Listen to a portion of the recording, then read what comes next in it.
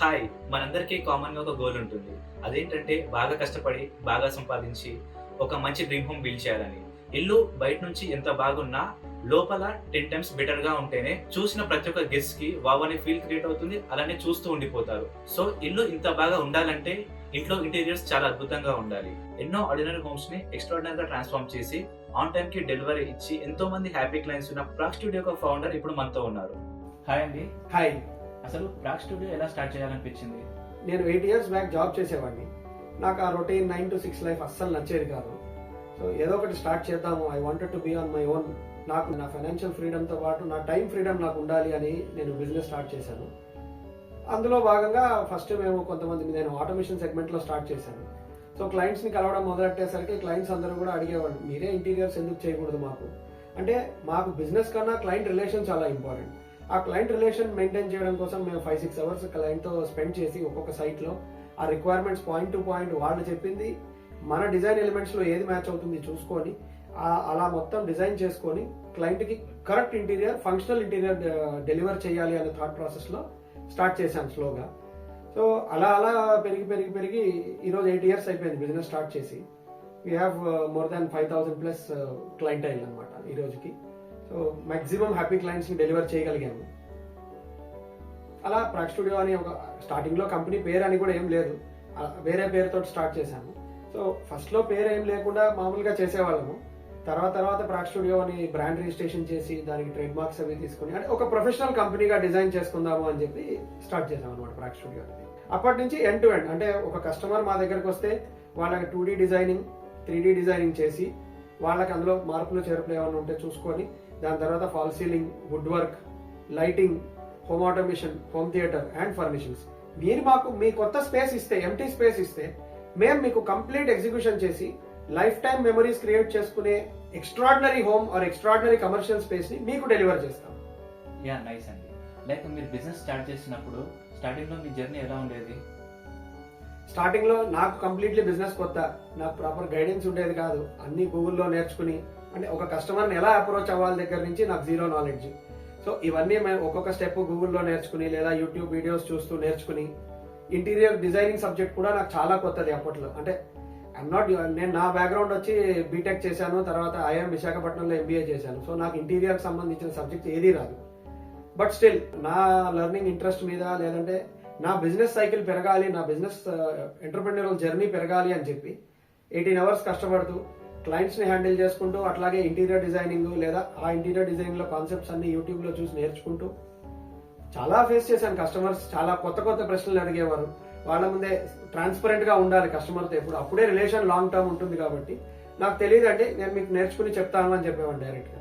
So అలా marketing ఆస్పెక్ట్లో కానివ్వండి, లేదంటే సేల్స్ పర్స్పెక్టివ్లో కానివ్వండి, అకౌంటింగ్ కానివ్వండి, ఈ సబ్జెక్ట్స్ అన్ని బిజినెస్లో చాలా ఇంపార్టెంట్. ఇవన్నీ కూడా డే టు డే యాక్టివిటీస్లో దెబ్బలు తింటూనే నేర్చుకుని ఈ లెవెల్కి వచ్చాను ఈరోజు. ఇప్పుడే చెప్పారు like me complete educational background is different, but మీరు పిక్ చేసుకున్న బిజినెస్ డిఫరెంట్. మీకు సంబంధం లేని బిజినెస్ మీరు పిక్ చేసుకుని కూడా సక్సెస్ఫుల్ గా ఎంతో మందికి ఆన్ టైమ్ లో ప్రాజెక్ట్ డెలివరీ చేసి ఎంతో మంది హ్యాపీ క్లయింట్స్ ఉన్నారు మీకు. ఇలా ఇంత హ్యాపీ క్లయింట్స్ యొక్క జర్నీ మీకు ఎలా పాసిబుల్ అయింది? అంటే as an owner or as a డిజైనర్కి ఎంత ఇంట్రెస్ట్ ఉంటే కస్టమర్ కూడా అంతే ఇంట్రెస్ట్గా మనతో మాట్లాడతారు. మనమే ఓకే మీకు ఏది కావాలంటే చెప్పండి, ఓకే చేసేస్తాం అని కాకుండా కస్టమర్ తోటి ఒక్కొక్క పాయింట్ అంటే ఒక వార్డ్రోబ్ కావాలి అంటే ఆ వార్డ్రోబ్లో మీకు ఏం కావాలి చెప్పండి, అంత డీటెయిలింగ్. అంటే జనరల్గా మీరు కార్ కొనుక్కుంటే ఎగ్జాంపుల్ చెప్తున్నాను, ఒక ఎగ్జాంపుల్గా చెప్పాలి అంటే మీరు కార్ కొనుక్కుంటే కార్లో ఎన్ని సీట్స్ ఉన్నాయని చూడరు, కార్ యొక్క హార్స్ పవర్ ఏంటి, కార్ యొక్క ఫీచర్స్ ఏంటి, అలాగే కార్ యొక్క కలర్ ఏంటి, అట్లాగే మొత్తం అన్ని టెక్నికల్ డీటెయిల్స్ ఎలా అయితే తీసుకుంటారో మేము కస్టమర్ తోటి వెళ్ళి కస్టమర్ సైట్లో నిలబడి మెజర్మెంట్స్ వాల్స్ మీద గీసి ఇదిగోండి మీకు ఇక్కడ ఇది వస్తుంది, మీకు ఇక్కడ ఇది వస్తుంది, మీకు ఇది ఓకేనా, లేదు మీకు ఎలా కావాలి మాకు చెప్పండి, దాని తగ్గట్టు మేము డిజైన్ చేస్తాం. అంటే ఇన్ డెప్త్ డీటెయిలింగ్కి వెళ్ళి మాట్లాడితే కస్టమర్ థాట్ ప్రాసెస్ మనకు అర్థమవుతుంది. వాళ్ళు ఏది కావాలనుకుంటున్నారో, వాళ్ళు ఏది కోరుకుంటున్నారో మనకు అర్థమవుతుంది. దాంట్లో మనకి ఏదైనా ఇంకొంచెం అడిషనల్గా ఇవ్వచ్చు ఇదే బడ్జెట్లో అనిపిస్తే అది మనం డెలివర్ చేసామనుకోండి, అల్టిమేట్గా కస్టమర్ హ్యాపీ అయితే మనకు హండ్రెడ్స్ ఆఫ్ రిఫరెన్స్ వాళ్ళే ఇస్తారు. ఇంటీరియర్స్ అనేది చాలా అందమైన సబ్జెక్ట్, ఎప్పుడు కూడా కస్టమరే మనకు రిఫరెన్స్ ఇస్తారు. ఏ బిజినెస్ లో అయినా ఛాలెంజెస్ అనేవి చాలా కామన్. ప్రతి బిజినెస్ లో ఛాలెంజెస్ వస్తుంటాయి. కొంతమంది గివప్ ఇస్తారు, కొంతమంది ఎలా అయినా సరే వాటిని ఓవర్కమ్ చేస్తారు. సో మీ బిజినెస్ లో మీరు ఇనిషియల్ డేస్ లో ఎలాంటి ఛాలెంజెస్ ఫేస్ చేశారు? నాకు ఒక టిపికల్ సిచ్యుయేషన్ ఒకటి వచ్చింది. అంటే ఆ కస్టమర్కి ఒక విల్లా అనమాట, 5 BHK plus home theatre villa అది. సో నాకు ఆ విల్లాస్ చేసిన ఎక్స్పీరియన్స్ అప్పట్లో లేదు. అంటే నా 5th 6th ప్రాజెక్ట్ అది. నేను ఊరికే 2 BHK 3 BHK అపార్ట్మెంట్స్ నాకుండే నాలెడ్జ్ బేస్లో నేను అప్పట్లో చేశాను. సో ఈ కస్టమర్ ఏంటంటే హై ఎక్స్పెక్టేషన్, అంటే చాలా మోడర్న్ ఇంటీరియర్స్ కావాలి అండ్ దాంట్లో హార్డ్వేర్ కూడా చాలా మోడర్న్ హార్డ్వేర్ అడిగారు, అంటే ఎక్స్పెన్సివ్ హార్డ్వేర్ ఇలాంటివన్నీ కూడా. సో నాకు అప్పుడు మెటీరియల్ మీద కూడా అంత నాలెడ్జ్ ఉండేది కాదు, ఆ హార్డ్వేర్ కానీ ఇవన్నీ. సో బేసిక్ డిస్కషన్స్ అయినాయి, కస్టమర్కి మేము డెలివర్ చేస్తామని కాన్ఫిడెన్స్ ఇచ్చాం, కానీ మాకైతే చాలా భయం ఉండింది. అంటే నా టీంకి కూడా అంత ఎక్స్పీరియన్స్ లేదు, నాకు కూడా అంత ఎక్స్పీరియన్స్ లేదు. ఒకరోజు కస్టమర్ని ఆఫీస్కి పిలిచి, సార్ ఇట్లా ఇది నా పరిస్థితి, మీరు సపోర్ట్ చేస్తే నేను నేర్చుకుని చేస్తాను, బట్ నాకు టైం కావాలి అని చెప్దాం అనుకున్నాను. కస్టమర్ వచ్చి, నో ప్రాబ్లం, మీరు టైం తీసుకోండి, మీరు చేయండి, ఇబ్బంది లేదు, మీరు 1 month పట్టే ప్రాజెక్ట్ 1.5 monthలో చేయండి, నాకు టెన్షన్ లేదు, బట్ అవుట్పుట్ అనేది చాలా ఎక్సలెంట్గా రావాలి అని కస్టమర్ నాకు చాలా సపోర్ట్ చేశారు. సో అప్పుడు మా టీంని తీసుకెళ్లి మొత్తం మెజర్మెంట్స్ చేసుకుని ఏ హార్డ్వేర్ ఎక్కడ వస్తే బాగుంటుంది, అంటే ఏ ఫంక్షనాలిటీ ఎక్కడ పెడితే బాగుంటుంది అని ఒకసారి మేము డిస్కస్ చేసుకుని అప్పుడు కస్టమర్ ముందు ప్రెజెంటేషన్ ఇచ్చాం.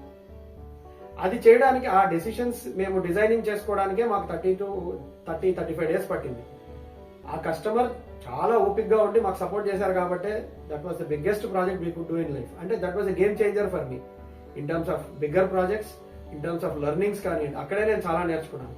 అంటే టైల్స్ దగ్గర నుంచి ఎట్లా వేస్తే బాగుంటుంది, మా బిల్డర్ని అటాచ్ చేసేసారు, టైల్స్ అన్ని విల్లాస్లో ఒకలాగా వేస్తే ఈ విల్లాలో ఇంకోలాగా వేయించాము. సో ఈ థాట్ ప్రాసెస్ అంతా కూడా వాటర్ ప్రూఫింగ్ దగ్గర నుంచి, లేదంటే వార్డ్రోబ్స్లో మీకు చెదలు రాకుండా ఎట్లా చేసుకోవాలి, అంటే ఇన్ డెప్త్ ప్రాసెస్ మొత్తం ఒక 50 to 55 pages డాక్యుమెంట్ తయారు చేసుకొని, అప్పట్లో ఈ చాట్ జీపీటీలు ఇవన్నీ కూడా లేవు, గూగుల్లో సెర్చ్ చేసి ఒక్కొక్కటి స్టడీ చేసుకుని దాన్ని మనకు వచ్చిన భాషలో రాసుకుని అది కరెక్టా కాదా మళ్ళీ వెరిఫై చేసుకుని, అంటే ఫ్రెండ్ సర్కిల్లో ఉండే ఇంటీరియర్స్తో మాట్లాడుకుని అది కరెక్టా కాదా చెక్ చేసుకుని. సో ఇంత స్ట్రగుల్ అయితే అయింది, బట్ అవుట్పుట్ వచ్చేసి చాలా ఎక్సలెంట్గా వచ్చింది. ఆ కస్టమర్కి వాళ్ళ ఫ్రెండ్ సర్కిల్లో మాకు కనీసం ఇప్పటికీ ఒక 7-8 రిఫరెన్స్ ఇచ్చారు ఆయన, పెద్ద ప్రాజెక్ట్సే. He was very happy on that. అట్లా స్ట్రగుల్స్ నుంచి చాలా నేర్చుకున్నాం. నైస్ అండి, మీ థాట్ ప్రాసెస్కి ఫస్ట్ హ్యాట్స్ ఆఫ్. ఆ థాట్ ప్రాసెస్ వల్ల మీ బిజినెస్ లైక్ 10x పెరిగింది అనుకోవచ్చు.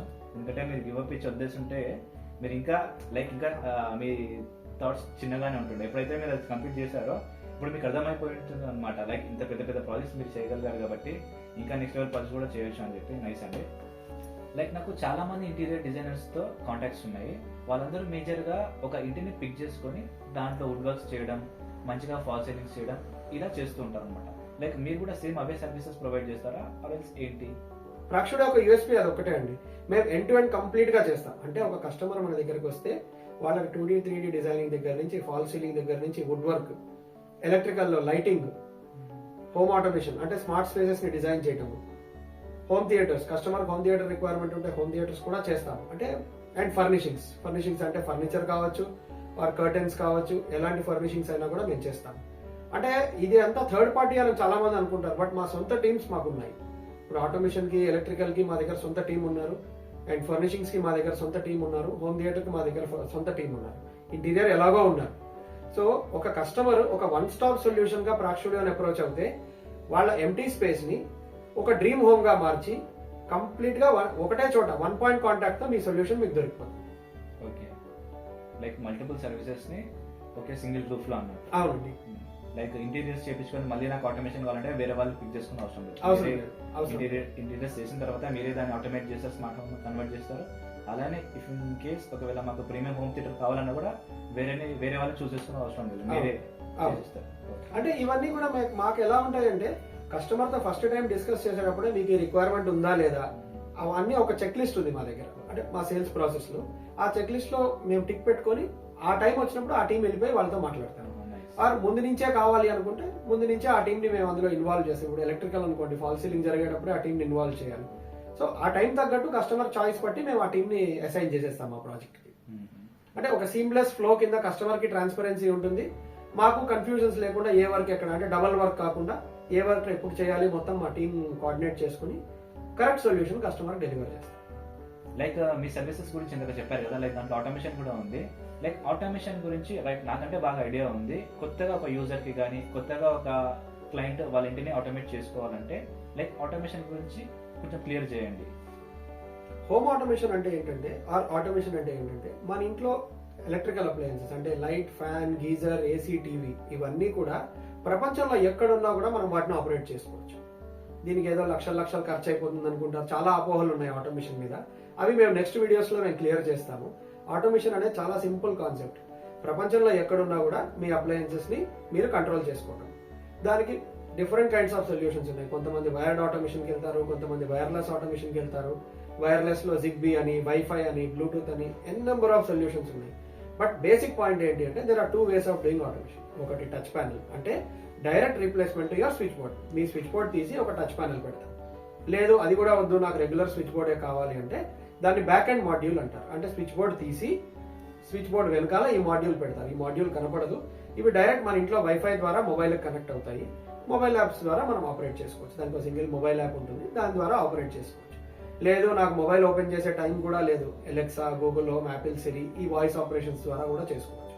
లేదు నాకు అసలు ఎలెక్సాకి చెప్పే టైం కూడా లేదు, జస్ట్ ఫోన్ ట్యాప్ చేస్తే ఎన్ఎఫ్సి ఫీచర్ ఉంది, జస్ట్ ఫోన్ ట్యాప్ చేసి మీరు వెళ్ళిపోతే దాంట్లో ఏ కమాండ్ అయితే ఇస్తారో ఆ కమాండ్ దాన్ని కంట్రోల్ చేస్తుంది. అయితే ఇందులో చాలా రకాల సొల్యూషన్స్ ఉన్నాయి. లైట్స్ని డిమ్ చేసుకోవచ్చు. అట్లాగే ఈవినింగ్ అవ్వగానే మూడ్ సెట్టింగ్ చేసుకోవచ్చు. ఫ్రెంచ్ విండోస్ ఉంటాయి చాలా మంది, కర్టెన్స్ ఈవినింగ్ అవ్వగానే క్లోజ్ చేసుకుని లైట్స్ అన్ని 50%కి డిమ్ చేసుకుని ఇలాంటి సీన్ కంట్రోల్స్ అంటారు. సో ఇది చాలా వాస్ట్ సబ్జెక్ట్ కాబట్టి బేసిక్స్ ఇప్పుడు చెప్తున్నాను. నెక్స్ట్ వీడియోస్లో మీకు చాలా ఇన్ డీటెయిల్డ్ ఆటోమేషన్ గురించి నేను ఎక్స్ప్లెయిన్ చేస్తాను. ఇందాక చెప్పారు కదా లైక్ లైట్ ని కూడా డిమ్ చేసుకోవచ్చు అని. రియల్ గా లైట్ ని డిమ్ చేసుకోవచ్చు అంటారా? చేసుకోవచ్చు. లైట్స్ ని డిమ్ చేసుకునే కాన్సెప్ట్స్ చాలా ఉన్నాయి. అంటే డాలీ డిమ్మింగ్ అంటారు, లేదా సిసిటీ డిమ్మింగ్ అంటారు. ఆ లైట్స్ మార్కెట్ లో చాలా కంపెనీస్ లో అవైలబుల్ ఉన్నాయి. బట్ ఆ ఏ లైట్ ని ఎక్కడ పెడితే ఆ ఎఫెక్ట్ ఇస్తుందో that is more important. Interiors 50 లక్షలు పెట్టి చేయించుకున్న లైటింగ్ కరెక్ట్ ప్లేస్మెంట్స్ లో లేకపోతే చాలా చండాలంగా కనపడుతుంది, అంటే చాలా వర్స్ట్ గా కనపడుతుంది. అట్లా కాకుండా ఇంటీరియర్స్ కి తగ్గట్టు లైట్ ప్లేస్మెంట్స్ కానివ్వండి, లైట్ క్వాలిటీ కానీ, లేదా ఆటోమేటెడ్ లైట్స్ కానీ పెట్టుకుంటే మీకు ఇల్లంతా చాలా బ్యూటిఫుల్ గా అయిపోతుంది. ఆర్ 2 lakh ఇంటీరియర్ చేసుకుని మీరు డిమబుల్ ట్యూనబుల్ లైట్స్, లేదంటే బేసిక్ లైటింగ్, అంటే లైటింగ్ అనేది చాలా సటిల్ సబ్జెక్ట్ అనమాట. ఏ లైట్ ఎక్కడ పెడితే ఆ ఇంటికి బ్యూటీని ఇస్తుందో ఆ కాన్సెప్ట్ ని ఫస్ట్ మనం అర్థం చేసుకోవాలి. అది అర్థం చేసుకుంటే ఎలాంటి లైట్ ఎక్కడన్నా పెట్టొచ్చు. డిమబుల్ లైట్స్ చాలా మంది లివింగ్ రూమ్స్ లో, బెడ్రూమ్స్ లో వాడుతూ ఉంటారు.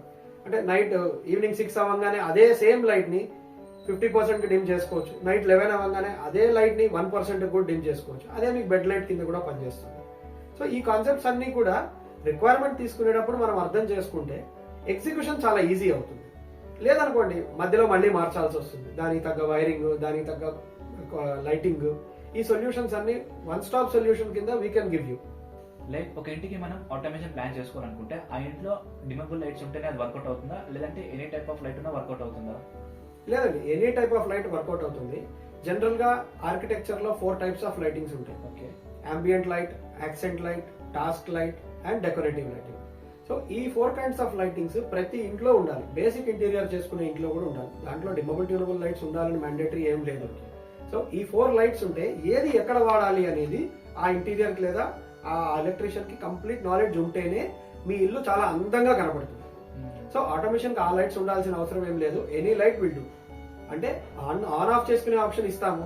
కొంతమంది కొన్ని ప్లేసెస్ లో డిమబుల్ ట్యూనబుల్ అడుగుతారు, అంటే డిమ్ చేసుకోవడానికి, తర్వాత సీసీటీ లైట్ కలర్ మార్చుకోవడానికి అడుగుతారు. It all depends on customer choice అండి. ఇదే వాడాలి అదే వాడాలని ఏం లేదు. ఈ బేసిక్ లైటింగ్ ఉన్న ఇంటికి కూడా మనం ఆటోమేషన్ చేయొచ్చు. నైస్. అంటే మీరు లైటింగ్ గురించి ఇంత బాగా చెప్పారు కదా.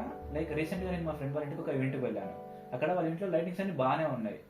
మా ఫ్రెండ్ బెడ్రూమ్ లో లైట్స్ బాగానే పెట్టించుకున్నాడు తను. బట్ ఏదో మిస్ ఫీల్ వస్తుంది, అక్కడ ఏదో మిస్సింగ్ అని అనిపిస్తుంది. రీజన్ ఏమైంటుంది? అలాంటి వాటికి రీజన్స్ ఏంటంటే దేర్ ఆర్ 2 ways అండి. ఒకటి పెయింట్ కలర్స్, ఏదైనా ఎక్స్ట్రీమ్ కలర్స్ సెలెక్ట్ చేసుకుంటే రూమ్ చాలా డల్ గా అయిపోతుంది. రెండోది వచ్చేసి ఫర్నిషింగ్స్ ఆర్ ఫర్నిచర్. అంటే ఫర్నిషింగ్స్ ఎట్లా అంటున్నానంటే ఆ వార్డ్రోబ్ కి తగ్గట్టు, ఆ వాల్ పెయింట్ కి తగ్గట్టు కర్టెన్స్ వేసుకోవడము, అందులో ఎలాంటి కాంబినేషన్స్ వాడుకోవాలి అనేది కొంచెం బేసిక్ నాలెడ్జ్ వాళ్ళకు ఉంటే మీకు ఆ రూమ్ డల్ అస్సలు కాదు.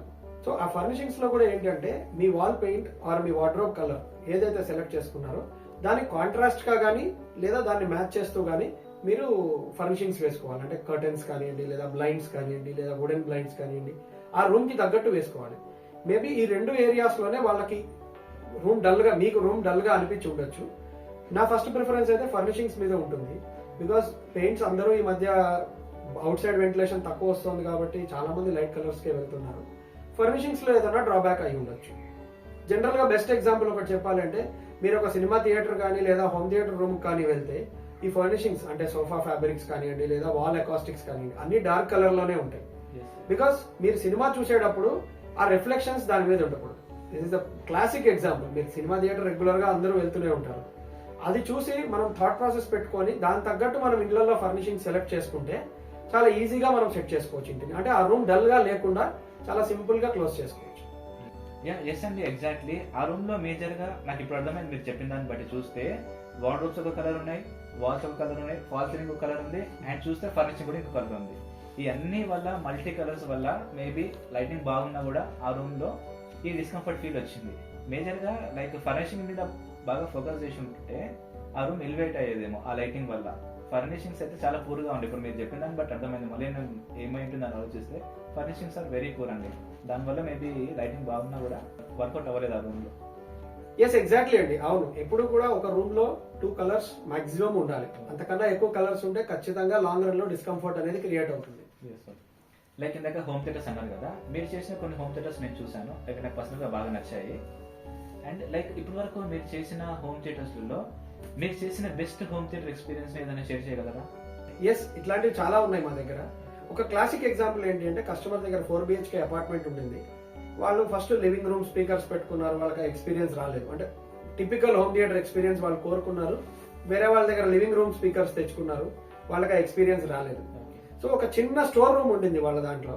ఆ స్టోర్ రూమ్ ని వాళ్ళు మమ్మల్ని అప్రోచ్ అయ్యి దీన్ని హోమ్ థియేటర్ గా మీరు చేయగలరా అని అడిగారు. చాలా చిన్న రూమ్ అది. వాళ్ళు ఫ్యామిలీ ఆఫ్ 6 మెంబర్స్ కి హోమ్ థియేటర్ ఆ చిన్న రూమ్ లోనే వాళ్ళకి కావాలి. సో మా సౌండ్ ఇంజనీర్స్ తర్వాత మా అకాస్టిక్ ఎక్స్పర్ట్స్ వెళ్ళారు. ఎలాంటి అకాస్టిక్స్ వేస్తే వాళ్ళకి నాయిస్ రాదు, ఇలాంటి టెక్నికల్ డీటెయిల్స్ అన్ని కస్టమర్ తో మాట్లాడి మేము ఒక ఎక్స్పెరిమెంట్ గా చేసాం ఆ ప్రాజెక్ట్ ని. అంటే మాకు కూడా కాన్ఫిడెన్స్ లేదు అది పర్ఫెక్ట్ గా వర్కౌట్ అవుతుంది అని, బట్ ఒక ఎక్స్పెరిమెంట్ గా చేసాము. అల్టిమేట్ గా ఆ కస్టమర్ చాలా హ్యాపీ. అసలు వర్కౌట్ అవుతున్న ఫ్రెండ్స్ అందరినీ ఆ రోజు ఆయన వాళ్ళ ఇంటికి పిలిచి ఆ హోమ్ థియేటర్ ఎక్స్పీరియన్స్ చూపించారు. అందులోంచి మాకు ఒక 5 హోమ్ థియేటర్స్ వచ్చాయి. అంత ఎక్సలెంట్ గా ఎగ్జిక్యూట్ అయింది ప్రాజెక్ట్. కస్టమర్ హ్యాపీ, వాళ్ళ ఫ్యామిలీ మెంబర్స్ హ్యాపీ, అండ్ ఈ 5 కూడా మాకు ఆర్డర్స్ క్లోజ్ అయిపోయినాయి. అంత బాగా అయింది హోమ్ థియేటర్. చిన్న రూమ్ లో పర్ఫెక్ట్ సొల్యూషన్ డిజైన్ చేయగలగాలి ఫస్ట్. అంటే ఏదో వాల్ ప్యానల్స్ కొట్టేసాము లేదా ప్రొజెక్టర్ పెట్టేసాము స్పీకర్స్ పెట్టేసామని కాదు. ఏ స్పీకర్ ఎక్కడ పెడితే పర్ఫెక్ట్ సౌండ్ వస్తుంది. అంటే హోమ్ థియేటర్ ఎలా ఉండాలి అంటే, హోమ్ థియేటర్ మూవీలో అంటే హోమ్ థియేటర్ లో కూర్చుని మూవీ చూస్తుంటే గుండు సూది కింద పడ్డా కూడా ఆ సౌండ్ మనకి ఎక్కడి నుంచి వినపడాలనేది సౌండ్ ఇంజనీర్ డిజైన్ చేస్తారు. ఆ ప్రిసిషన్ తో చేస్తేనే హోమ్ థియేటర్స్ చాలా పర్ఫెక్ట్ గా ఎగ్జిక్యూట్ అవుతాయి.